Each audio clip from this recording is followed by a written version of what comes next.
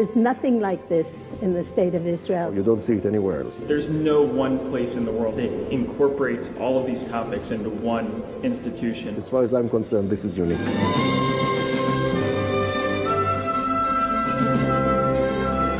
המסר מחלחל, המסר קורא לך מהקירות. אין פה הטפה, אין פה מיסיונריות. And we're the only museum in the world that takes a collection of this caliber, of the physical evidence, the historicity of the Bible, and tells a story with it. Yes, this story could have begun thousands of years ago when these artifacts were first created. My husband was a very practical man. But it is possible to begin it a little later on with the meeting between two dynamic people who were born to move mountains. These two crazy people had an incredible idea, and they turned the world upside down to make it happen.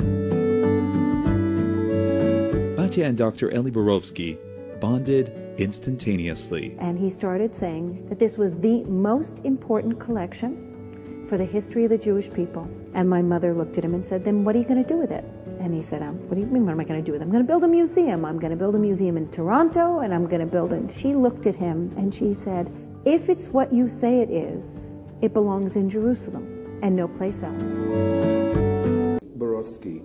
Interviewer Nathan Levy, City Jerusalem, Country Israel, Language English.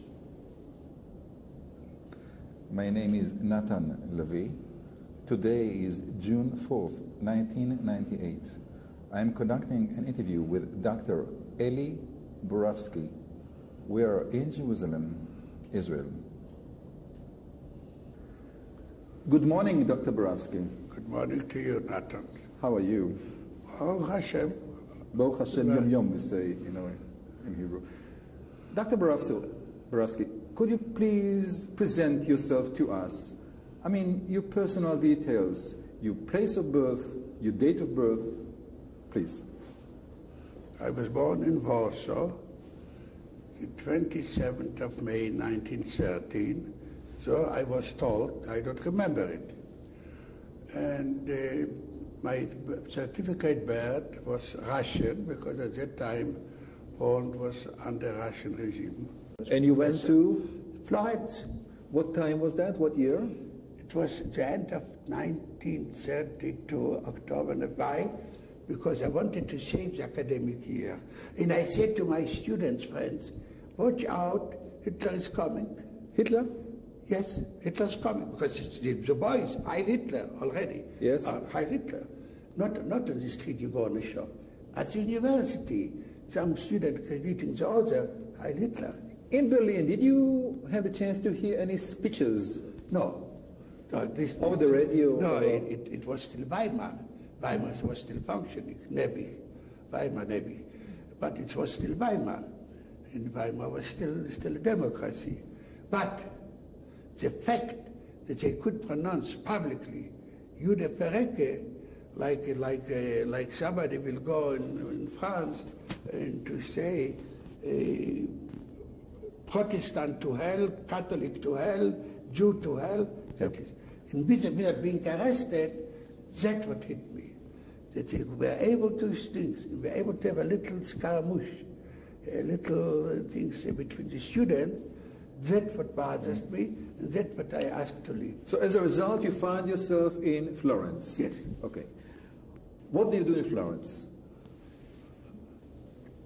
At university, and then at in Collegio Rabbinico Italiano, in the Rabbinical Academy or College. You still stick to the rabbinical? Yes, it's a center. Florence was the cultural center of the Jewry in Italy, not all of Florence. It was a center, literary center, literature, a kind of intellectual center, an art center. Was a great capital. Did it mean anything to you? I mean, art meant anything. Art meant anything to you then? Art. Yes, because at the university, I went in to learn to register at the Faculty of Science and also of the faculty and the courses of art. It's the history of art at that time. How did you support yourself in Florence? First time my mother, even though normally my father should have declared bankruptcy, but he didn't do it. It's probably because of this he died, because it was after the disaster economic in the world. People didn't pay him, but he paid whatever he owed. So I resisted the last moment. We had the name of wealthy people, but we were no more wealthy. But my mother had still, from her household, she was able to keep it. Now, we are now in 1932. But exactly. Yeah. And then came the tragedy, the beginning of 1933, that Poland prohibited to send money outside because the Valutasperre, they call it. Valutasperre, it means it's a blockage of funds. They couldn't send any money out. So I started to give some lessons, and most of all the lessons didn't succeed. Lessons my Italian was lessons in what area, in what field? Hebrew, because I knew at that time I knew well Hebrew. I was still close to the yeshiva, close to my Cheder. Now I forgot, because my Hebrew is 70 years older. It was. Your Hebrew is older than your English, isn't it? Exactly. Yeah. Years older. And my Hebrew was quite good at that time. Diktuk and Tanakh, everything, because I was fresh from school, and I spent more money on learning than kicking the ball, or basketball, or volleyball, or so on. Why did you live in Florence? What was your address in Florence? In Florence, where did you live? I had a home as a student. I had a home. We already had to have two or three places at a given moment. In later year, a year later, I lived in a very fine place, with a Marquise, Mascherati. It's a very elegant place. Why a year later? Very simple. I learned very fast Italian. A year later, I was the best student of Italian literature. I was already somebody. And a year later, 6 months later, probably, I don't recall how many months later, I was in misery. I suffered almost hunger. Money didn't come from home. The Poles didn't let out money. So I became librarian of the Jewish consistoire, of the Jewish community. And there was at that time a pile of books to be done, because the library of Leghorn is Livorno, where it was the famous Jewish thinkers, philosophers, and Talmudists, Satal, Shmuel David Lotzata, and Elie ben Amozek, the famous of the 18th, 17th century. Their libraries I have to go to ordinate, and I got a salary. How long did you stay in Florence? October 32, 33, 34, 35. 3 years uninterrupted. Did you go to? Did you go to Poland at that time? No. You stayed in Florence all the time. I stayed in Florence. Yes. And what happened in 1935? Well, 35. I made the examination, the supreme examination, not just to be a rabbi, the scholarly examination. Yes. That means rabbino major of higher rabbi, of full rabbi, the examination. But I did not go for the smicha yet, but the examination only of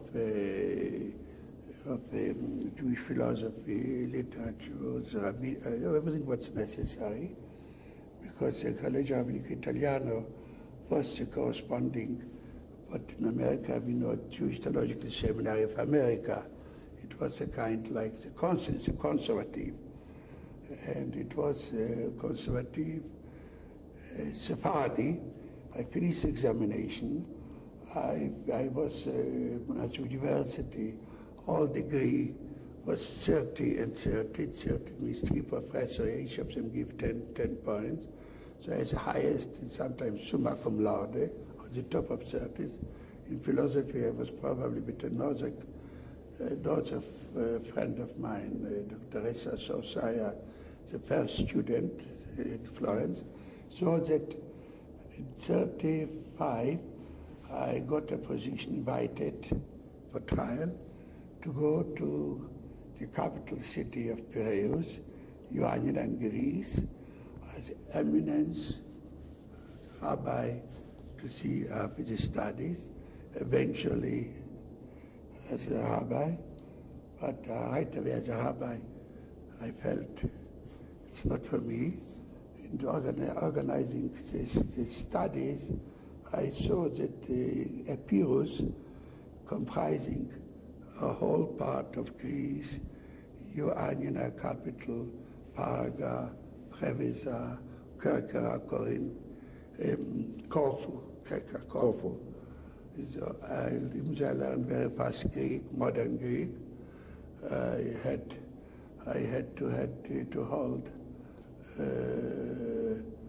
my speeches in a broken French, because in Hebrew they were unable to follow. I had a broken French, and my Greek was not at the level. And above all, I saw that the Metropolitan, let me say, Cardinal Archbishop of the Orthodox, Greek Orthodox Church, for which I should have a similar title like him, who was very, very friendly. I was a baby. The law prescribed it to be 30 years of age, and I was